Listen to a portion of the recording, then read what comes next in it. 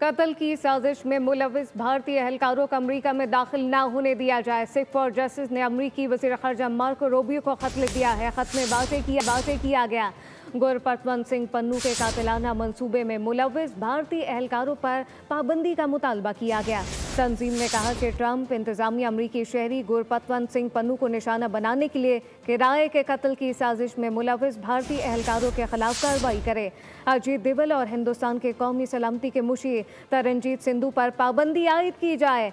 कत्ल की साजिश में मुलविस भारतीय एहलकारों को अमरीका में दाखिल न होने दिया जाए। सिख फॉर जस्टिस ने अमरीकी वज़ीर ख़ारजा मार्को रूबियो को खत लिखा है। खत में गुरपतवंत सिंह पन्नू के कातिलाना मंसूबे में मुलविस भारतीय एहलकारों पर पाबंदी का मुतालबा किया गया। तंजीम ने कहा है कि ट्रंप इंतजामिया अमरीकी शहरी गुरपतवंत सिंह पन्नू को निशाना बनाने के लिए किराए के कत्ल की साजिश में मुलविस भारतीय एहलकारों के खिलाफ कार्रवाई करे।